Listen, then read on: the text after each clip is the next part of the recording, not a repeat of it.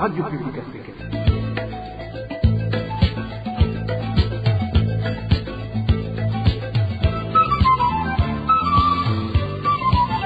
Radio Publique Africaine.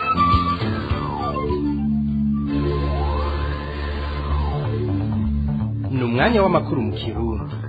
Mukaba muyashikirizwa na Digne Karondo.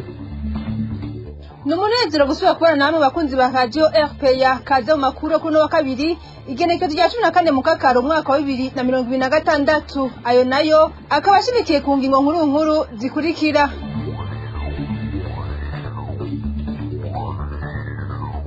Abana b'abanyeshuri batatu nibo bamaze kumenyekana ko bitavye Imana ni nyuma yaho baguwe ko n'umusozi kuno wa kabiri aho bari mu bikorwa byo gushatura amatafari muri zone Gahe commune Gishubi intara ya Gitega.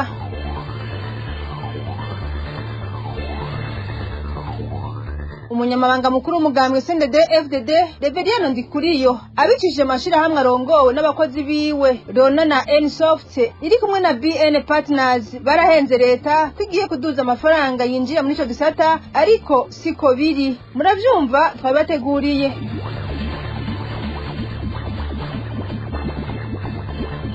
Nkuko mumenyere ku minsi yose ya kabiri twashikizwa ikiganiro ubahuka uyu munsi tuza kugaruka kukungene abanyepolitike hamwe n'abaharanira agateka kazina muntu bakira imvugo iteye amakenga iranga umukuru w'igihugu cy'u Burundi kubijanye n'ibibazo bihanze abarundi. Nariko nca ku masonga mukanya nido ryano makuru.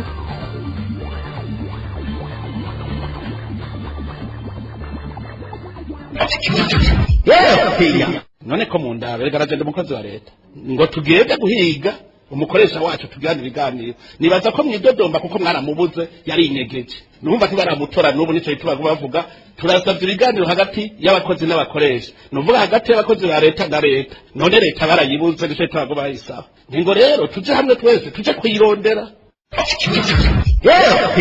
Ahawe umeze nk'abandi bavuga ngo neva ngo duhe igitoro nk'uko berega hari robine y'igitoro ngo neva ngo turashonje ngo kurya byazimvye aho kuja kurima ngo bibareke byinshi ngo neva duhe ivyo kurya byazimvye.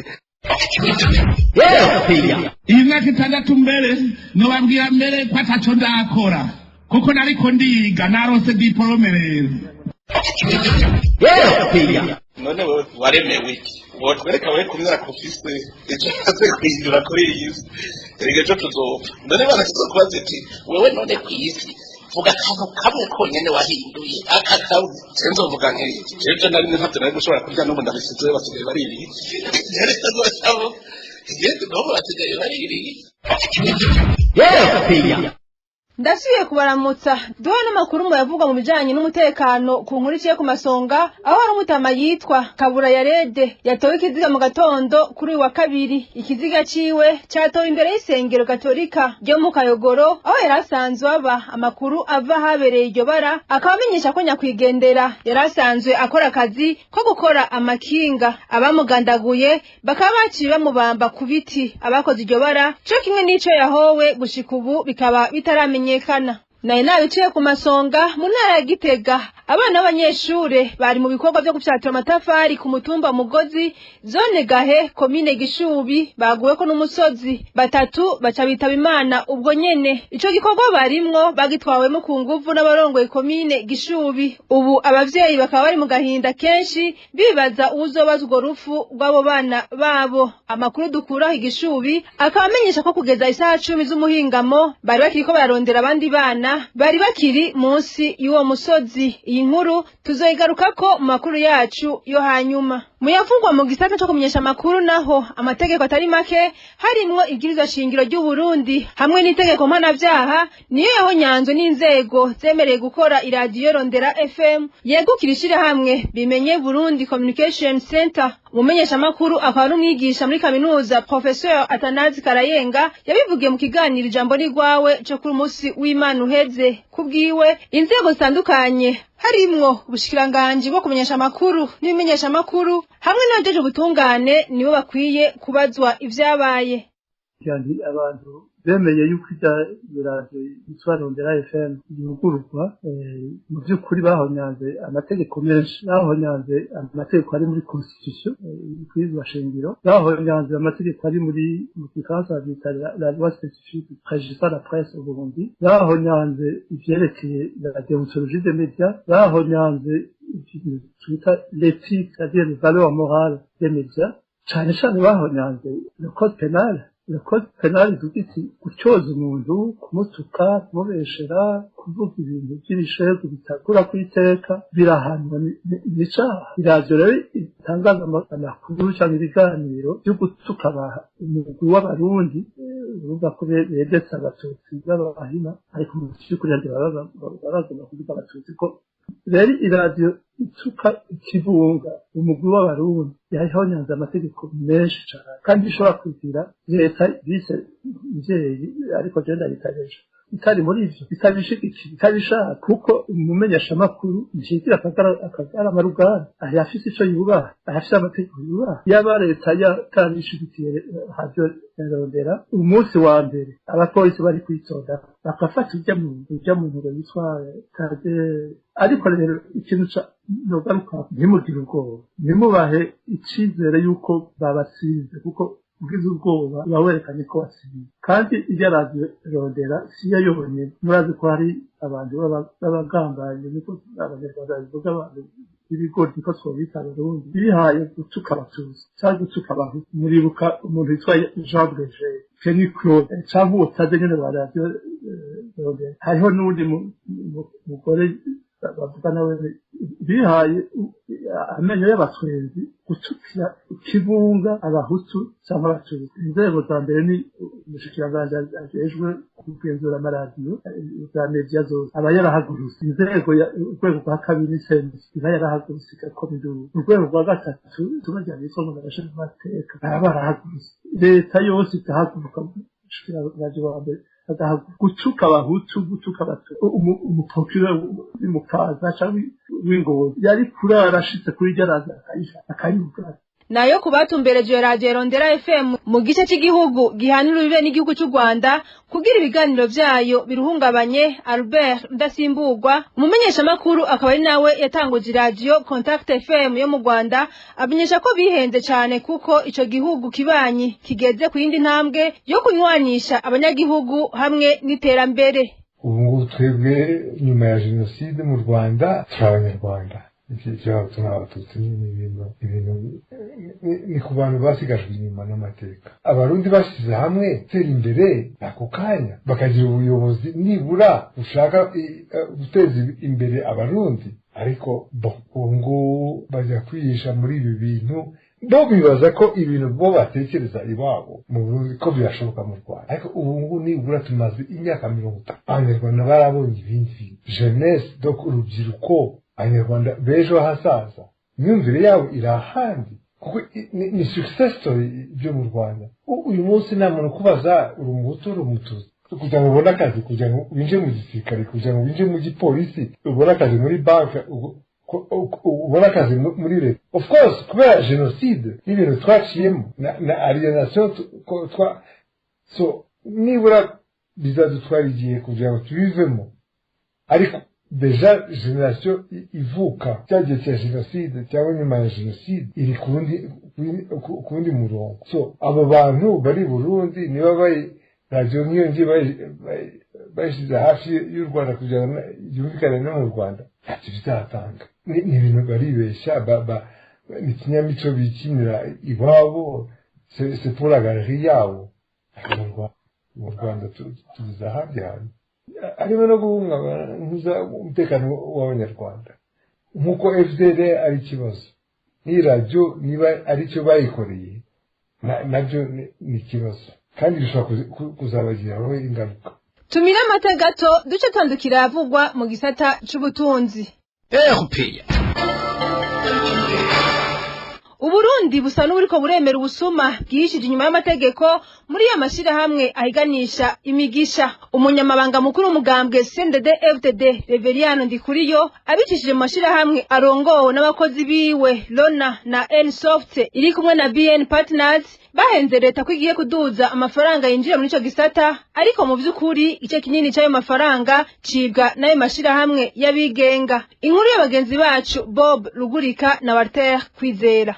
Kubwa masoko yacu atandukanye ingingo zagiye zirafatwa kuva muri gitugutu mwaka wa 2023 zoba zagiye zirahindagura cyane igisata c'amashirahamwe ahiganisha imigisha ivyavuye bituma ubuyobozi bw'ico gisata bushirwa cyane mu minwe y'abasanzwe bari hafi cyane y'ubutegetsi nkuko bishikirizwa n'amasoko yacu. Umunyamabanga mukuru w'umuganga uri ku butegetsi CNDD FDD ariwe Reverien Ndikuriyo asa n'uwibiwe ibanga na Chris Sebarinda akaba n'umwe mu bagize inama nyobozi yarimwe mu mashirahamwe ahiganisha imigisha ariyo 1xbet amubwira ko ayo mashirahamwe arimwe amafaranga menshi atagira uko angana. Ntivyatevye inyuma yaho gato muri gitugutu mwaka wa 2023 ingingo zo guhagarika amashirahamwe akorera muri ico gisata zahavuye zifatwa. Ingingo ariko z'amanyanga zanaje zivuga ko ico gisata kigira gitunganywe bushasha. Kubwa amasoko yacu izo ngingo nta kindi zatanze atarigurwa ry'ishirahamwe Lydia Lidike, ishirahamwe ryaguzwe kubw'inyungu z'umunyamabanga mukuru w'umugambwe CNDD FDD ariwe Reverien Ndikuriyo. Ivyo rero bikaba byahavuye bimuha ububasha bwo kugenzura wenyene atawe umukoreramwo amashirahamwe yose ahiganisha imigisha akorera ku butaka bw'u Burundi. Iruhande y'ivyo abantu babiri ba hafi cyane ya Reverien Ndikuriyo bahavuye bagenwa mu bibanza bikomeye by'ico gisata c'amashirahamwe ahiganisha imigisha. Abona bose abandi n'uwitwa Fabrice Niragira arongoye ishirahamwe ry'igihugu rikora ivyo guhiganisha imigisha ari Rona, hamwe n'uwitwa Chris Sebarinda yavuye agenwa kurongora amahuriro y'amashirahamwe abiri ariyo Soft na BN Partners ashinzwe gukurikirana no kugenzura amashirahamwe yose ahiganisha imigisha mu Burundi. Amakuru dukura mu bushikiranganje bw'ubudandaji amenyesha ko ibi byakozwe byanahavuye biteza ukudahuza n'injyane zifatiye ku nyungu. Izo njyane nazo nta kindi zava ko ataruka ayo mashirahamwe agenzura akanakurikirana ayo mashirahamwe ahiganisha imigisha ariyo Soft na BN Partners atari yemerewe kubikora kwishirahamwe ryegukira Reverien Ndikuriyo umunyamabanga mukuru w'umugambwe CNDD FDD. Ayo masoko yacu kandi akabandanya avuga ko uko kutagenzurwa kw'iryo shirahamwe rya Reverien Ndikuriyo nk'uko vyakorwa ku yandi mashirahamwe ahiganisha imigisha vyateje uruhombo rw'amafaranga yo kwinjiye mu kigega cy'igihugu agera ku miliyaridi 2 buri kwezi. Ni ukuvuga ko ari amafaranga arenga miliyaridi 20 ku mwaka. Naho biruko ihuriro ry'amashirahamwe rirongowe na Chris Sebarinda cyo ryari ryijeje indongozi z'igihugu ko itunganywa rishasha ry'ico gisata ryaheruka gukorwa rizokwinjiza amafaranga menshi atagira uko angana mu kigega cha leta kandi avuye muri ayo mashirahamwe ahiganisha imigisha. Twisunze ibiharuro uruganda rwa RPA rwaronse ico gisata cyane mashirahamwe ahiganisha imigisha cyavuye ku mafaranga agera ku miliyoni 10 cyari gisanzwe cinjiza kija ku mafaranga arenga miliyaridi 4 buri kwezi. Naho biruko amasoko yacu mu bushikiranganje bw'ubudandaji amenyesha ko ico gisata cyakira yatarenga 40% gusa cyayo cinjiza ku nyungu z'abanyene imitahe baco. Amafaranga isoko ryacu ribona ko ari umurengera ibeza bigatuma leta y'u Burundi yinjiza make cyane. Iyi ngorane rero iragaruka igateza ukwibaza kudasanzwe kubijanye n'iryo gabanuka ry'ayo mafaranga yinjira mu kigega ca leta eka mbere n'uburyo bukoreshwa mu gukingira ubutunzi bwa leta. Nubwo ibi vyagirije byose biguma bigarukana ibibazo buri muntu yo kwibaza na cyane cyane kukungene ikigega ca leta kirongowe ubushikiranganje bujejwe iki gisata nta siguro nimwe bwigera butanga ku mugaragaro. Ikiringo kingana n'indwi kiraheze uruganda rwa RPA ruriko ruragerageza kuvugisha umushikiranganje w'ikigega ca leta Alendi Kumana kugira agire ica bivuze ko amaze kudusaba ko twomurungikira ibibazo byacu mu kwandika ubutumwa tubicishije kuri telefone. Uwo mutegetsi nta na kimwe yishuye. Nayo ku ruhande rw'umushikiranganje w'ubudandaji ariwe Saidi Kibeya uretse kutwishura indamutso twamuhaye nta rindi jambo yigeze arenza ku bibazo twamubajije bijanye n'ibiriko birakorwa muri ico gisata cyayo mashirahamwe ahiganisha imigisha. Nayo witwa Fabrice Niragira arongoye Rona nta na kimwe yigeze yishura mu byo twamubajije. Eka na Reverien Ndikuriyo nta na kimwe yigeze yishura kuri ivyo byose yagirizwa haba kubijanye n'iryo tunganywa rishasha ry'ico gisata cyayo mashirahamwe eka no ku nyungu z'ubunyonyezi ayakuramwo. Uwo tutashoboye kuronka ni Chris Sebarinda aramutwe ihuriro ry'amashirahamwe Soft na BN Partners asanzwe agenzura akanakurikirana ico gisata. Ariko ikigaragara neza nuko abavugwa muri ubu bunyonyezi n'aya manyanga yose babikora ataco binona canke ngo bikange haba ku butegetsi bw'u Burundi eka mbere no ku banyagihugu.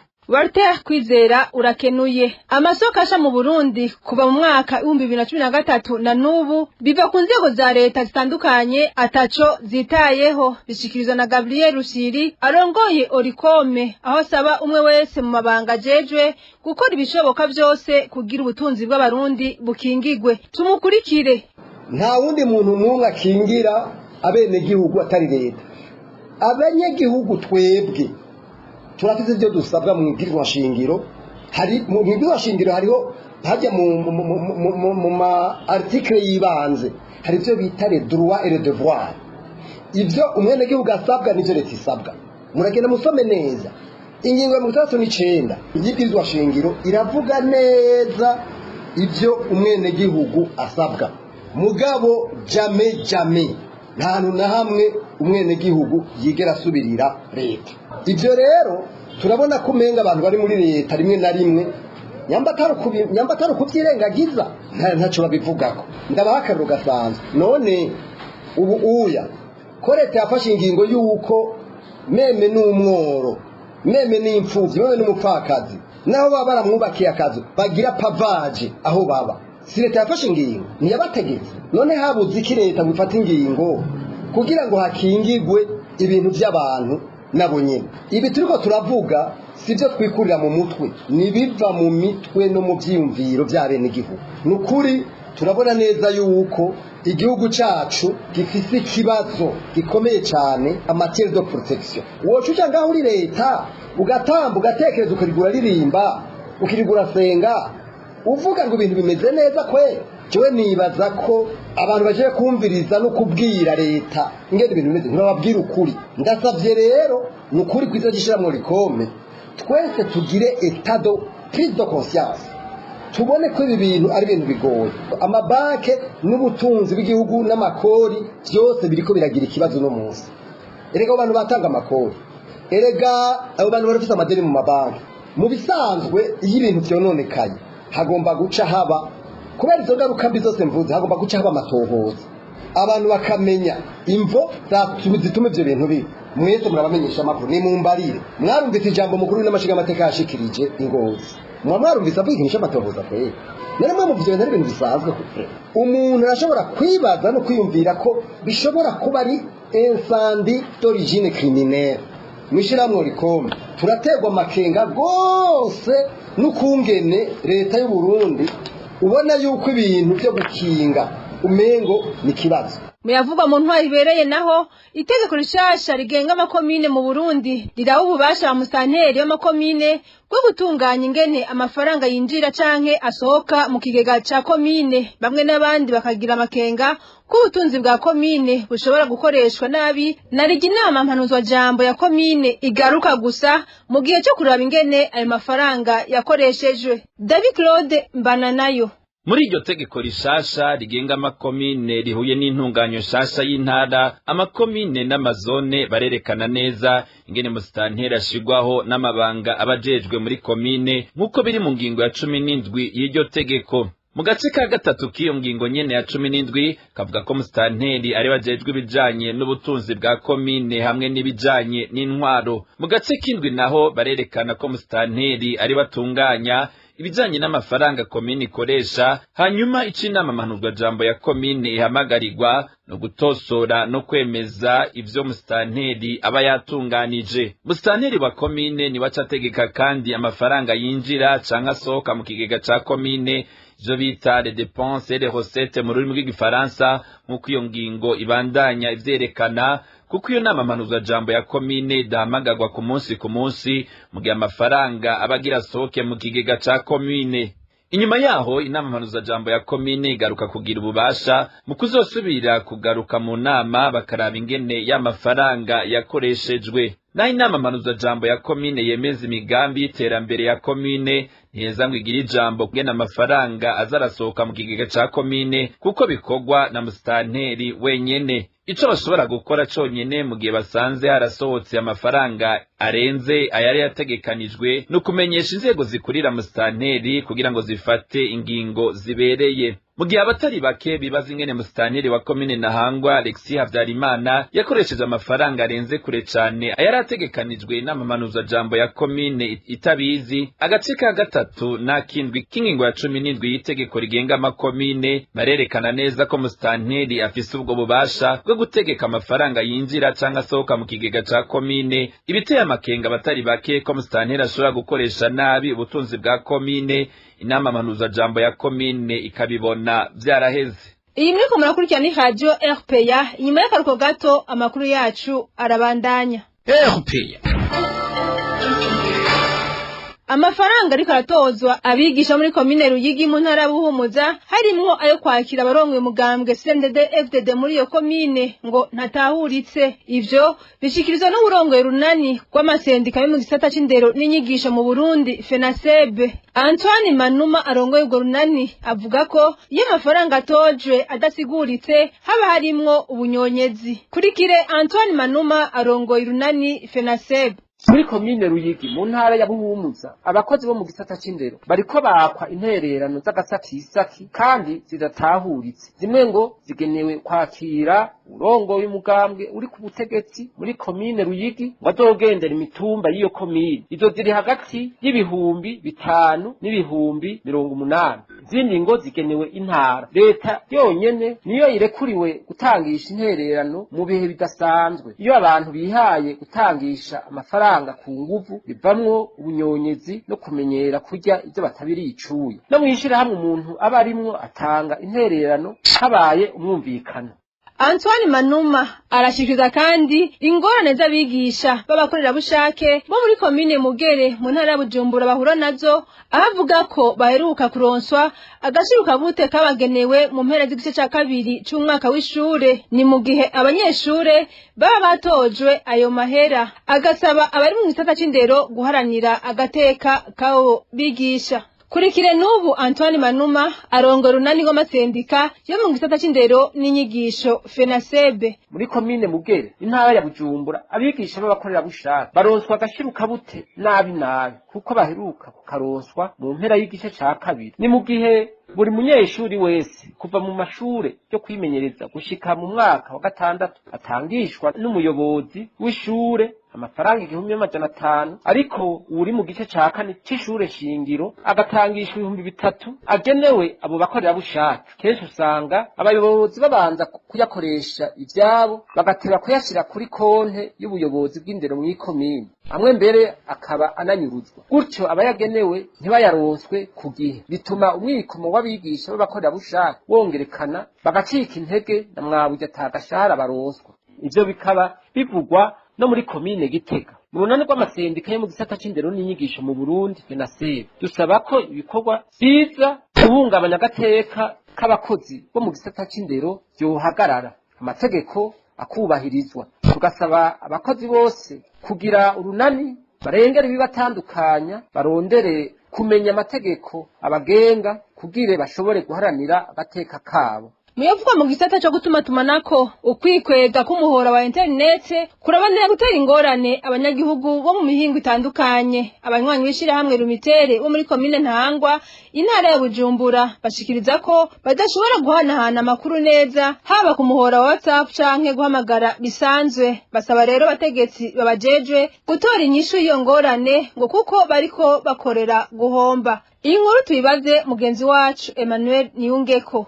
Ntahangwa mu Bujumbura ituma tumanako ku muhora w'imitere cy'abendasi byo ari icyuma byashaje. Iyo ni imyidogo y'abanywanyi bishirahamwe limitere bo muri komine Ntahangwa intara ya Bujumbura basigura ko badashobora gutuma tumanako neza bakoresheje umuhora wa WhatsApp, naho ibiciro byo gutuma tumanako ku munsi ndetse no ku kwezi byadugijwe. Connection WhatsApp cyo kuntu audio kamera 5 kizunguruka n'iryo migabo yadugije ufatwa kwa mega 600 urambye 900 ku munsi waruye ukwezi kose ukoresha amafaranga 227 kumukino gutumana bugenda cyo kuruka message kuri kwa masize na 30 cyo mushikira 200 uko usanga uhomvye amahera asaba mega ubuze n'umuntu kumuvugana. Ibintu byifashe gutyo kandi mu gihe bashaka guhamagarana ku telefone zisanzwe batomora ko bagura amayinite ariko ntibashobore kuvugana n'abagenzi babo. Ikavuze coco telefone ngendanwa urondera umuntu ukamubura uragerageza hanyuma wamutora mwumvikana amaze kwitaba uwakubwira ngo ntakumva ivanye n'itumatumanaho tubona ko bitagenda neza ariko n'igihugu turiko turasaba abo banyagihugu bo muri komine Ntahangwa basanzwe ari n'abanywanyi b'ishirahamwe ryo gutumatumanako limitere basaba abategetsi babijejwe gutorera umuti iyo ngorane kuko bariko bakorera guhomba. Kuri ivyo mu ruganda rwa radio RPA ntitwashoboye kuronka Samuel Muhizi umuyobozi mukuru w'ikigo kijejwe gucungera ibijanye no gutumatumanako ARCT kugira ngo twumve ico bivugako. Ubu naho ni wa mwanya wahariwe igice ca nyuma cano makuru RPA. Mu kiganiro bahuka cyo kuri wa kabiri abanyepolitike hamwe n'abahanye agateka zina muntu barashikiriza uko bakira nuko batahura imvugo iteye amakenga iranga umukuru w'igihugu cy'u Burundi kubijanye n'ibibazo bihanze abarundi. Ikiganiro bahuka mwagiteguriwe na Nadege Irakoze.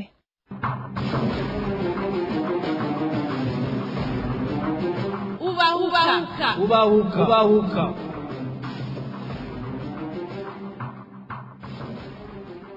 Igihugu cy'u Burundi kimaze imyaka itari mike cugarijwe n'ingorane ziguma zunyuka uko bukeye uko bwije nk'uko biri mu ibwirizwa shingiro ry'u Burundi. Umukuru w'igihugu niwe yategerezwa gufata iya mbere mu gutorera inyishu zirama ingorane zibonekeza mu bisata bitandukanye by'igihugu.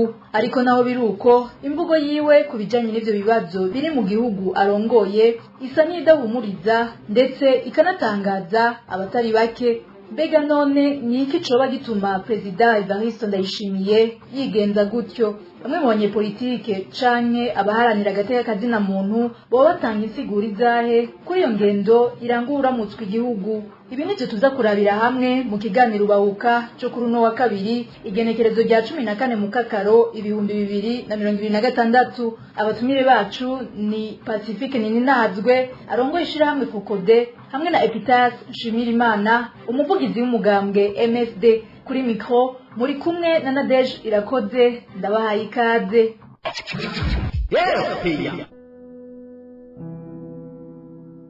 Ndabaramukije nongera ndabaha n'ikaze muri kino kiganiro. Uburundi burugarijwe n'ingorane nyinshi mu bisata bitandukanye by'ubuzima bw'igihugu ibiheza bikagira ingaruka zidasanzwe ku mibereho y'abarundi. Kuva ku ntwaro ya Evariste Ndayishimiye umukuru w'igihugu cy'u Burundi ibintu vyagiye birunyuka uko imyaka ihera.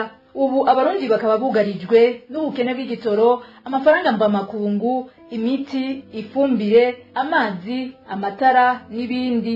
Ibituma ubuzima bubamananiza aho abanyagihugu batari bake baguma baja mu bindi bihugu kurondera ubuzima bwisununuye. Mu gutanga karorero mugenzanje Eric Niyonzima aragaruka ku nyishu zimwe zimwe umukuru w'igihugu Evariste Ndayishimiye yagiye aratanga ku bibazo bihanze abarundi. Umukuru w'igihugu bugeshikiza amajambo ntumenya ko ariko arategura ashaka gutwenza abantu canke ikivyo avuga abishimitseko aho mbere uburyo akoresha butuma abantu bibaza nimba ari we yabivuze. Aha yari yagendeye ishirahamwe rijejwe gukurikirana igiterwa c'ikawa rikorera mu ntara ya Butanyerera yahora ari Kayanza. Amajambo yashikirije uretse ko atabereye umukuru w'igihugu uyumvise wihutira kwibaza nimba afise ubushobozi kubabwira. Imiliyoni zirenga 40 ku mwaka mwibaza abadorari mwahimvya muzohagajya mukamaye n'abakoresha na setari ntibaha none ntubodekwa yoza gari gashinyiriza abanye imbere yacu tuvuga n'ukuri mugabo nyabicubahiro mukuru w'igihugu yashiniriza amenyo nyabicubahiro uri kurica bene igihugu acuje imbere yaje uri kuratwego mwebwe na jewe tuzohitamwo gutangura gupfa. Mu gihe abakozi ba leta babugarijwe n'ibibazo ndetse urukiza bakabona ko ruri ku mukuru w'igihugu kuko ivyo bibazo biba vyarananiranye. Evariste Ndayishimiye we ntabikozwa ahubwo arahunga inshingano ziwe akigereranya n'abandi bakozi. Aha yari inamo yatinduriwe twamugina ni muze tujane twese turondere iyo leta idukoresha ndugaye twamugina. None ko munda berega naje ndumukozi wa leta ngo tugende naje ndimwe ndumukozi wa leta ngo tugende guhiga umukoresha wacu tugana ibiganiro nibaza ko mwidodomba kuko mwaramubuze yari inyegezi. None numva ntibaramutora n'ubu nico yitubaga bavuga turasavye ibiganiro hagati y'abakozi n'abakoresha nuvuga hagati y'abakozi ba leta na leta none leta barayibuze nico yitubaga bayisaba ngo rero tuje hamwe twese tuje kwirondera. Ibi bibazo vyugarije abakozi ba leta ahanini biterwa n'abafasha umukuru w'igihugu kurongora igihugu. abo umukuru w'igihugu arabazi ndetse yemeza ko babigira nkana kugira ngo ice ikimujeko. Ariko rero ca gihe bose babiteze kagiye gushikiriza inyishu ituma abarira bogorora, Ndayishimiye ni nkuko atabasha nambaye bayifitiye yiragiza Imana, akanavuga ko abashaka kumukorera nabi niyahava atazobasiga. Nico gituma asigaye mbwira abantu nti nimureke Imana izokwikorera. Aho hose ni shetani bikivuga iki ngo ubwira je abarije ndabisambura. Hariho abantu bagiye inama bavuga bati urya mugabo yananiranye ati rero ikintu ca mbere twokora tumugire kabagati kari mu ruzi kire banga konyene. Ndazi ko hari habahawe biturire ngo nkunde ndabirukane bakonona ngo ndabirukane kugira ngo nce sigara ndumwe ngo nce mbura uwo dukorana. Nagira ndababwire mukora neza mukora nabi tuzojana. Ibi rero biraheza bigatuma umuntu ageraho yibaza ati igihugu kiriko kivahe kikajahe, mu gihe umukuru w'igihugu agaragaza ko mu vyategerezwa byose kubazwa atana kimwe ashaka kumva. Mbega Barundi boba bakira gute iyo mvugo ishikirizwa n'umukuru w'igihugu c'u Burundi? Kubwa Pacifique Ninazwe umukuru w'ishirahamwe Fokode riharanira agateka kazina muntu avuga ko amajambo ashikirizwa na Perezida Evariste Ndayishimiye amubabaza cane, kuko aho gutanga inyishu zirashe ku bibazo bihanze igihugu abihakana agashima kwivuga ubwiwe canke akavuga abiwe hamwe n'ivyatunze.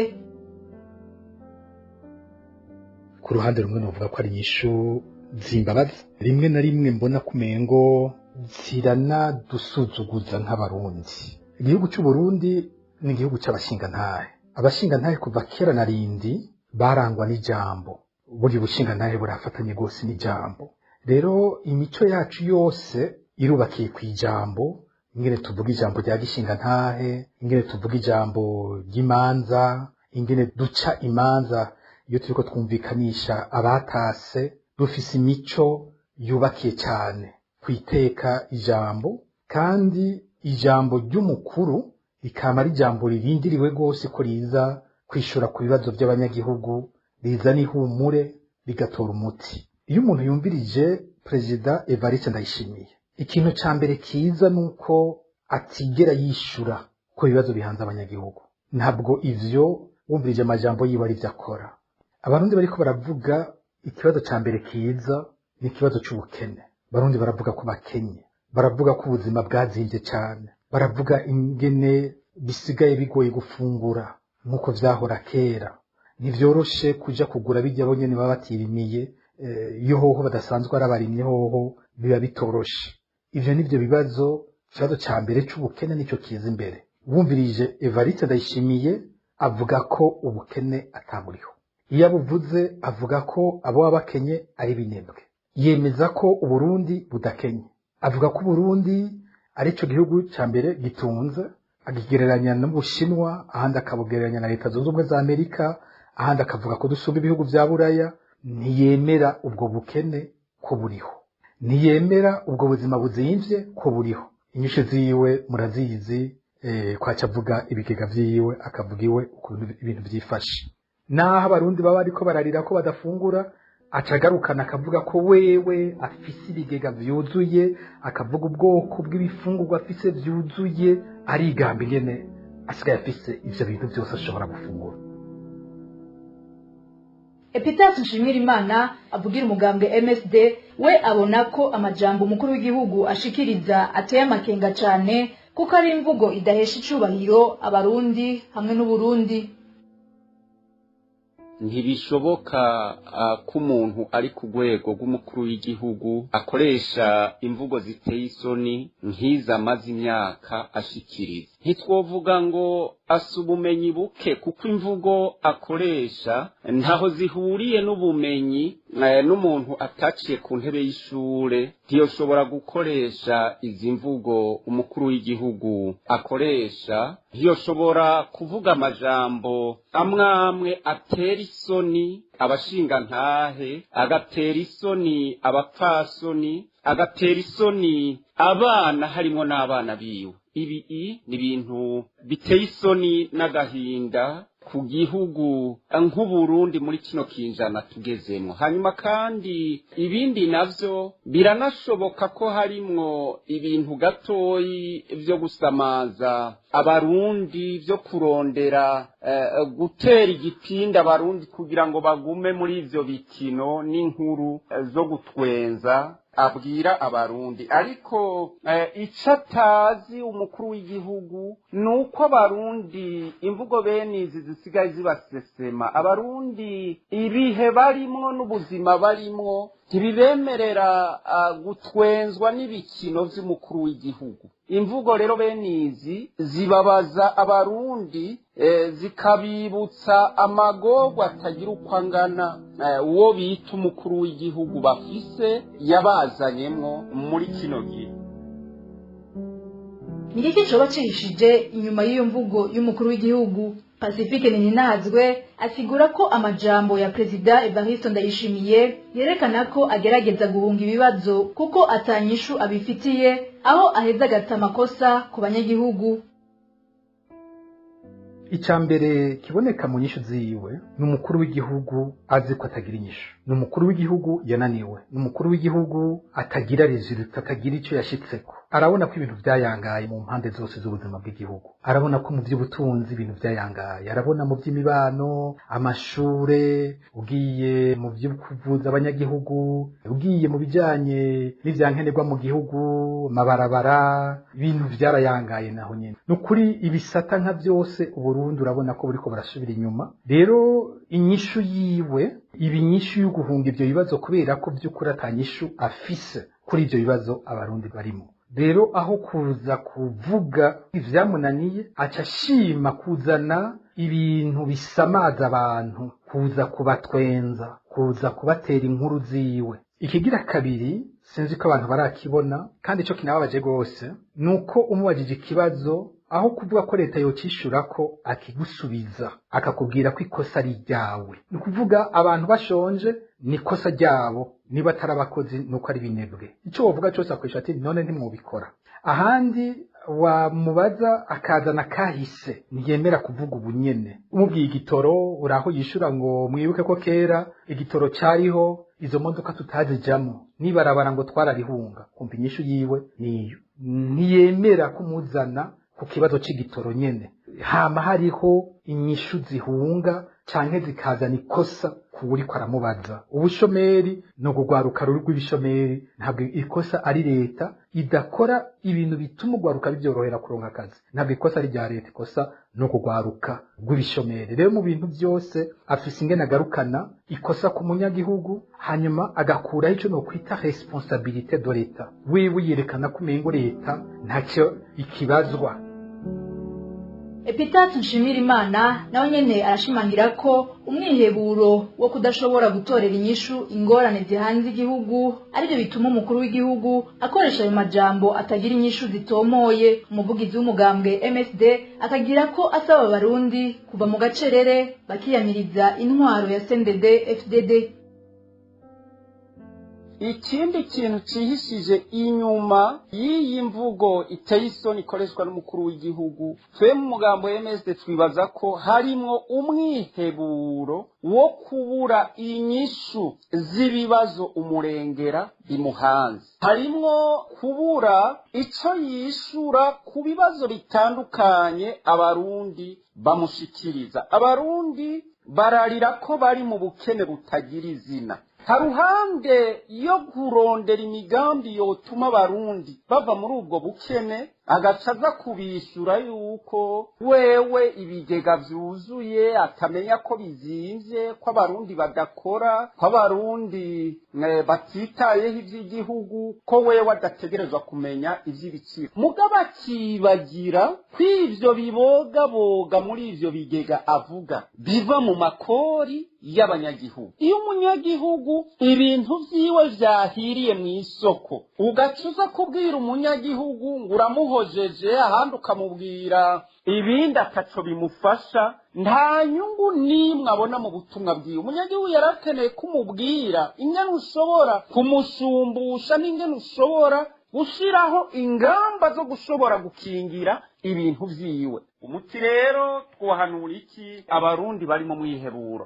Abarundi bakwiye kurengera ubwoba n'uyu mwiheburo barimwo, bakabwira umukuru w'igihugu ko adashoboye kubarongora, ko rero akwiye gukinjura. Tubwira abarundi kubahuka bakava mu gacerere, bakava mu mwiheburo, bagahaguruka bagafatana mu nda, bakaba umuntu umwe, hama biyamirize iyi ntwaro ya CNDD-FDD, biyamirize iyi ntwaro ya Ndayishimiye, barondere gushiraho umugabo w'ijunja n'ijambo ashobora kubagarurira ivyo batariko bararonka bipfuje kuva kera ku ntwaro ya CNDD-FDD. Mu gusozera, Pacifique Ninazwe arongoye ishirahamwe Ifukode avuga ko naho Burundi buri mu ngorane zidasanzwe muri kino gihe, impande zose zikwiye gukora ibishoboka Uburundi bukaronka umukuru w'igihugu afise ijunja n'ijambo. Kimwe coco kimaze kuboneka nuko n'abarundi bo nyene bamaze kurambirwa n'izi mvugo. Ni benshi bavuga bati bo ntitukimwumviriza, uwo ntitukimuta ku mwanya wacu. Nta gihe na kimwe twigeze tugera ku rugero uyu munsi tugeze ko kuri Evariste Ndayishimiye ijambo ry'umukuru w'igihugu barihindura ibitwenza. Nta humure biteze mu ijambo ry'umukuru w'igihugu, nta nyishu biteze mu ijambo ry'umukuru w'igihugu. Rero ku bwanje ni ibyago bikomeye ku gihugu. Umukuru w'igihugu ateza kuvamwo ijambo ry'ubuntu, ijambo rizibukwa, ijambo rizoja no mu bitabo bagashobora kwandika ati amajambo ya president naka naya, ijambo rizigisha, ijambo rizofasha. Navyo dufise ku mukuru w'igihugu dufise uyu munsi. None bagira iki? Abarundi bagira iki? Bitega iki? Biragoye kuronka no kuri nyinshi umuntu yobaha. N'umukuru w'igihugu adahanurwa. Kuva kera twize ko Burundi butigeze buhera mu isanganya. Kuko mu isanganya ndibaza ko bishika tukarirwamo. Mugabo ntibwigeze buhera mu isanganya. Je nibaza ko mu mpande zose, yaba mu mugambwe utwara, yaba mu batavuga rumwe n'ubutegetsi, yaba mu nzego z'umutekano, yaba ahandi hose, aho igihugu kigeze, aho umukuru w'igihugu dufise akigejeje, uko yigenza, ivyo avuga n'ivyo akora, ndibaza ko impande zose zikwiye gukora ibishoboka Uburundi bukaronka umukuru w'igihugu abereye kwitwa umukuru w'igihugu. Ni hano igice ca mbere ca kino kiganiro Bahuka kigarukiye. Kuwa kabiri uza tukazoha ijambo abandi batumire bazogira ico bashikirije ku bijanye n'imvugo y'umukuru w'igihugu ku bibazo bihanze abarundi. Ndashimiye cane abatumire bacu Pacifique Ninazwe hamwe na Epitas Nshimirimana ku vyiyumviro bashikirije. Ndashimiye namwe mwese mwaduteze abiri kuri mikro, mwari kumwe na Nadege Irakoze. Mugira amahoro iwanyu naho ubutaha.